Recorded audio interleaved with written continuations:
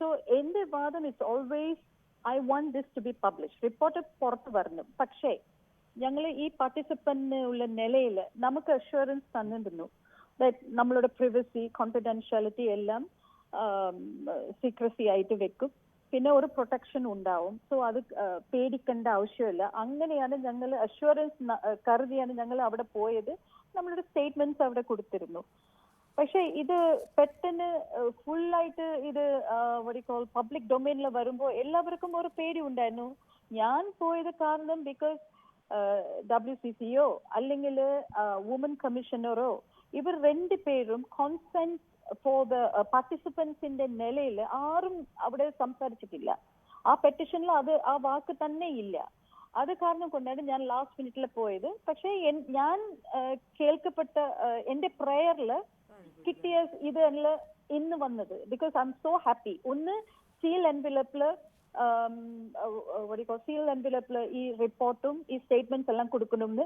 That was on 22 August ഉള്ള judgement ആണ്. അത് ഇന്ന് വന്നു. That's good. And second thing is അതിൽ റിപ്പോർട്ടിൽ ഉള്ള ക്രിമിനൽ ആക്ടിവിറ്റീസ് അത് SIT ടീം ഹാവ് ടു എന്താ പറയാ ഇൻവെസ്റ്റിഗേറ്റ് ചെയ്തിട്ട് കേസ് എടുക്കണമെന്ന് പറഞ്ഞിട്ടുണ്ട്. അതും ഞാൻ പ്രേ ചെയ്ത ഒരു ഇതാണ്. സോ എന്ത് കാരണം കൊണ്ട് ഐ ഫീൽ ദാറ്റ് എനിക്കൊരു വിക്ടറിയാണ് ഇന്ന്. തേർഡ് തിങ് ഇസ് നമ്മൾ എല്ലാവരും ഈ റിപ്പോർട്ടിൽ ആ റെക്കമെൻഡേഷൻ ആണ് വളരെ ഇമ്പോർട്ടന്റ് അല്ലേ. ഒരു ജസ്റ്റിസിന്റെ റെക്കമെൻഡേഷൻ ആണ്. അത് എന്താ, ഒരു ട്രൈബ്യൂണൽ വേണം, പിന്നെ പുതിയ നിയമങ്ങൾ വേണം. ട്രൈബ്യൂണൽ മീൻസ് സ്പെഷ്യൽ പവേഴ്സ് ഇരിക്കുന്ന ട്രൈബ്യൂണൽ ആണ്. ബിക്കോസ് ഇവിടെ പോക്സോ പിന്നെ ബാക്കിയുള്ള ഒരുപാട് സെക്ഷൽ കാര്യങ്ങൾ സെക്ഷൽ മാത്രമില്ലാതെ ലൈക്ക് എന്താ പറയാ കോൺട്രാക്ട്സും പിന്നെ ഒരുപാട് ഡിസ്ക്രിമിനേഷൻ ഉള്ള കാര്യങ്ങളും ഉണ്ട്. സോ അത് ട്രൈബ്യൂണലിൽ സ്പെഷ്യൽ പവേഴ്സ് ഉണ്ടെങ്കിൽ അവർക്ക് അത് അവർ they can come up and they can give a solution. ശരി. പക്ഷേ രഞ്ജിനി ഒരു കാര്യം ഒരു ചോദ്യം ചോദിച്ചോട്ടെ രഞ്ജിനി. ഇപ്പോൾ താങ്കൾ പേടിച്ചത് വെറുതെയായി പോയി എന്നുള്ള കാര്യമുണ്ടല്ലോ. താങ്കൾ കോടതിയെ സമീപിച്ചത് തന്നെ ഈ കോൺഫിഡൻഷ്യാലിറ്റി അത് ഉറപ്പുവരുത്തണം എന്നതിന് വേണ്ടിയാണല്ലോ. ഈ ഉത്തരവിലൊക്കെ കോടതി കൃത്യമായിട്ട് പറയുന്നുണ്ട് അത് ഉറപ്പുവരുത്തണമെന്ന് SITക്ക് പോലും നിർദ്ദേശം കൊടുത്തിട്ടുണ്ട്. പക്ഷേ അങ്ങനെ ഒരു കോടതിയെ സമീപിക്കുന്നതിന്റെ ആവശ്യം ഇവിടെ ഉണ്ടായിരുന്നോ? കോടതിക്ക് തന്നെ അത് ബോധ്യമുള്ളതാണ്. കാരണം പല നിയമങ്ങളും ഇക്കാര്യത്തിലുണ്ട്, ഈ രഹസ്യാത്മകത സൂക്ഷിക്കണം എന്നുള്ളത്. പക്ഷേ ഇവിടെ ഏറ്റവും പ്രധാനമായിട്ടുള്ളത് ഇതിലൊരു അന്വേഷണം നടത്താതെ സർക്കാർ ഈ റിപ്പോർട്ട് അവരുടെ കയ്യിൽ തന്നെ വെച്ചിരുന്നു എന്നുള്ളതാണല്ലോ. അതിനുവേണ്ടി പക്ഷേ താങ്കളും പോയിരുന്നില്ല. ഈ റിപ്പോർട്ട് പുറത്ത് വരാതിരിക്കുന്നതിന് വേണ്ടിയാണ് അവസാന നിമിഷം പോയത്. അങ്ങനെ ഒരു ക്രിറ്റിസിസം താങ്കൾക്കെതിരെയും ഉണ്ടായല്ലോ.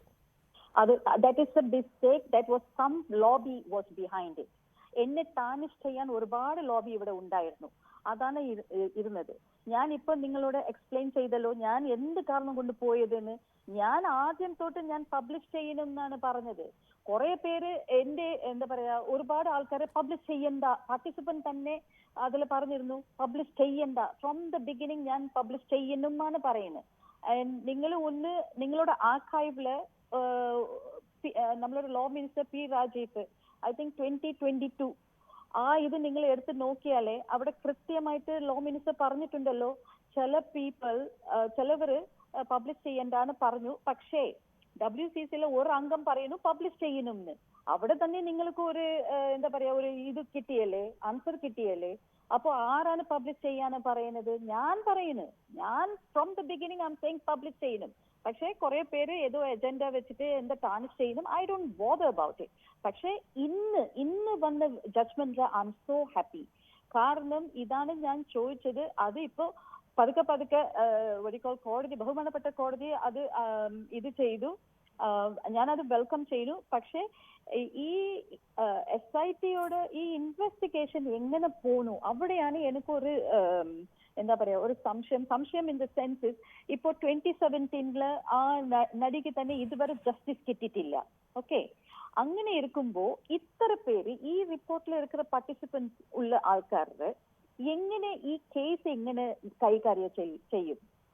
ഇന്നും ഞങ്ങളും അതുപോലെ തന്നെ വെയിറ്റ് ചെയ്യണമോ അല്ലെങ്കിൽ ഇത് സ്പീഡി ട്രയൽ വരുമോ?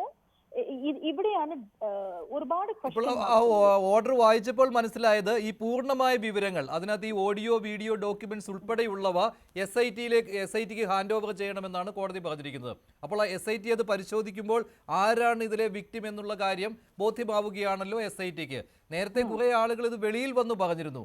അവരുടെ പരാതിയിൽ ഇപ്പോൾ പോലീസ് കേസെടുത്തിട്ടുണ്ട്, FIR ഇട്ടു, അതിൽ 164 സ്റ്റേറ്റ്മെന്റ് എടുത്തു. ചില നടന്മാർക്ക് അതിൽ മുൻകൂർ ജാമ്യവും കിട്ടി, ആന്റിസിപ്പേറ്ററി ബെയിലും കിട്ടിയിട്ടുണ്ട്.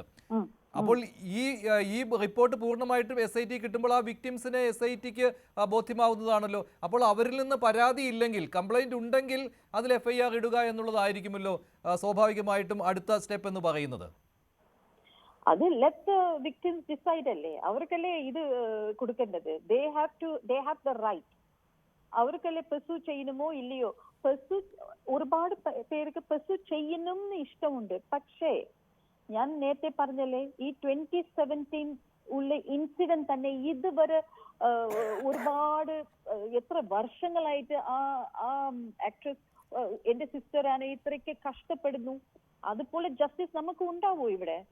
അത് പെട്ടെന്ന് സ്പീഡി ട്രയൽ ഉണ്ടെങ്കിൽ ഇറ്റ്സ് എ വെൽക്കമിങ് തിങ്.